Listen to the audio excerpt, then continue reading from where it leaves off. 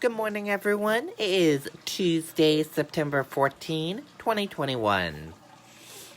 I'm Riley King, and welcome to this Tuesday morning news update right here on the Riley King Radio Network. Let's get started right now.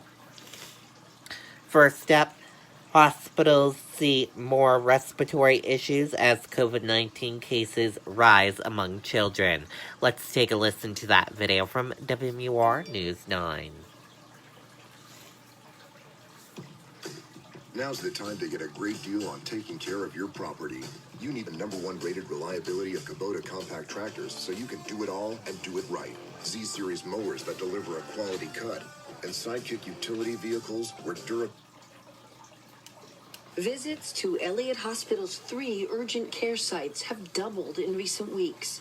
We know about 50% of those visits are for COVID or COVID-related diagnoses. CMC busier for the same reasons, including allergies and respiratory viruses that usually hit children in winter. Like testing for COVID, and as well as, seeing the usual seasonal stuff, and then also some things that we don't typically see this time of year. The symptoms are almost identical.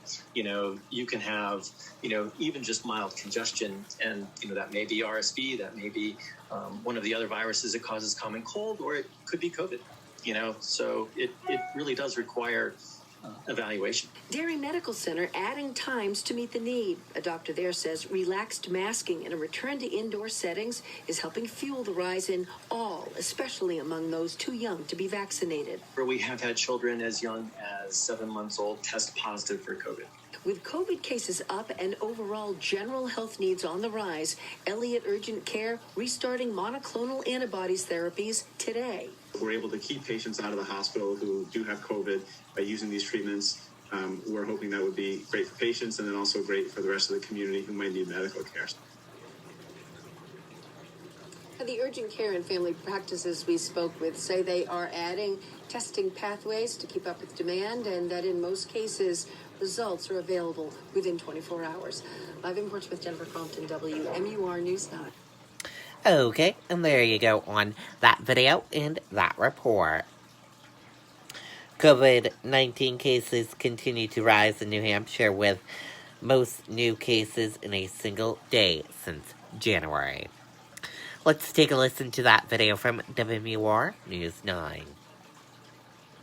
Are you looking for a rewarding career with purpose? Join our dynamic team that's dedicated to making a difference. Bring your talent to Riverbend Community Mental Health. Specialized behavioral health by providers who truly care.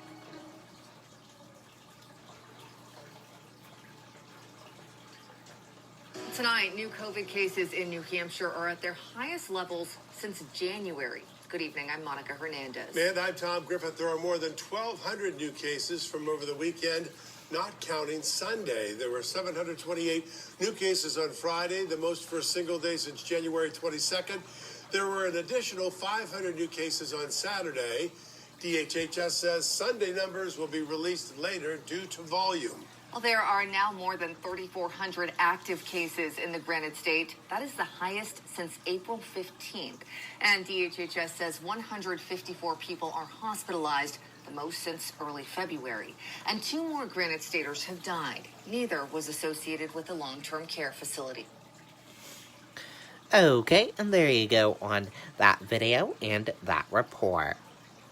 Charges expected in deadly UTV crash in Candia. Let's take a listen to that video from WMUR News 9.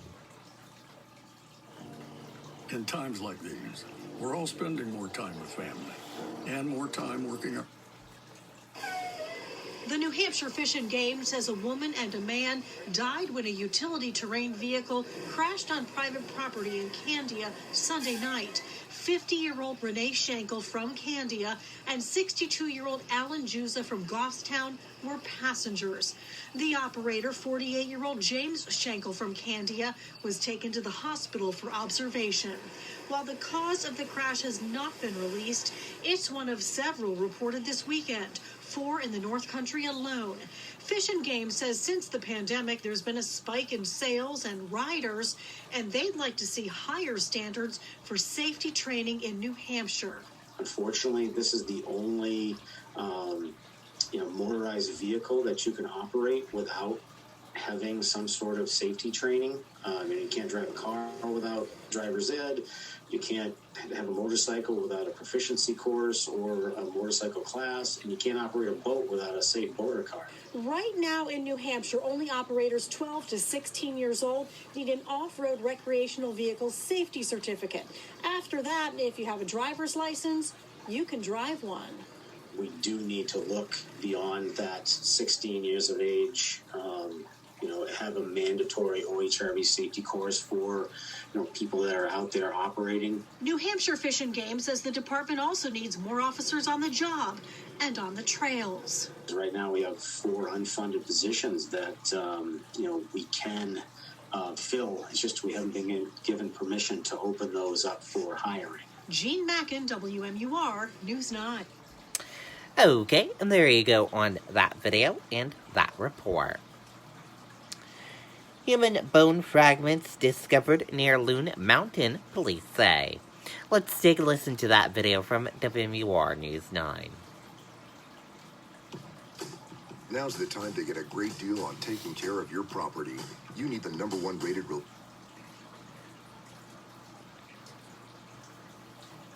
Right now, New Hampshire State Police are investigating the discovery of human bone fragments in the area of Loon Mountain.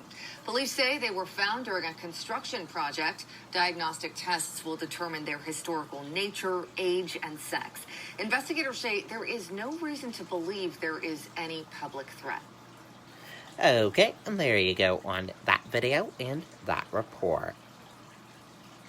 5 children removed from deployable conditions in Manchester apartment.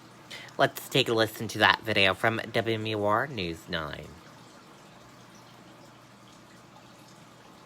Absolutely deplorable, unlivable conditions inside that apartment. That apartment is on the 2nd floor of this building on Spruce Street in Manchester. Police say it was covered by bugs, filth, and 5 children were living there. It was terrible. Our officers had a tough time being inside of the apartment. Tonight, police say adults living in the home are charged with reckless conduct and endangering the welfare of a child. Last week, police say a property manager tried to fix a leak coming from their floor, but that they wouldn't let him in. He called police, telling them he saw cockroaches and heard children inside. Authorities say the tenants wouldn't allow officers inside either. They could hear the children inside, and then one of the children came outside into the hallway, and this child was covered in filth. At that point, police say they had to check on the well-being of the children. In an area that was covered in trash, there were flies on the walls, on the ceilings. There was moldy food by the children's mattresses. By the crib, there was what appeared to be feces, and the stench was unbelievable. Police say the 5 children are between the ages of 2 and 6 and are now in DCYF custody. Go home and you hug your kids a little bit tighter, because you know how these children were most likely suffering in that situation. If you're really in a situation that you feel that overwhelmed, there's always resources out there. There's people that you can talk to. Property management says the tenants had been living in that apartment for more than a year, but say that they didn't allow anyone inside to the apartment for months, allegedly telling property management that they were concerned about COVID. Reporting live in Manchester tonight, Mike Cronin, WMUR News. Okay, and there you go on that video and that report. Manchester man accused of putting 4-month-old daughter in a clothing dryer. Let's take a listen to that video from WMUR News 9. Tractor has been in our family since 1955, when great-grandfather Pearlie and our grandfather George decided to sell tractors out of their barn, with a work ethic geared towards customer satisfaction and loyalty. A lot has changed since then, but we still have a commitment to treating our customers like family. At Chapel Tractor, we have the experience to get the job done right, with locations in Milford, Brentwood, and Concord, New Hampshire. Tonight, a Manchester man is facing some disturbing allegations after police say he put his infant daughter into a clothes dryer and then turned it on. 34-year-old Michael Higgins is charged with reckless conduct, endangering the welfare of a child, and criminal threatening. Yesterday, police say they were called to Kimball Street for a domestic incident. Court documents say Higgins and his girlfriend were arguing, but it did not get physical. While others were there, they say that the mother told them Higgins had recently put their daughter in the dryer.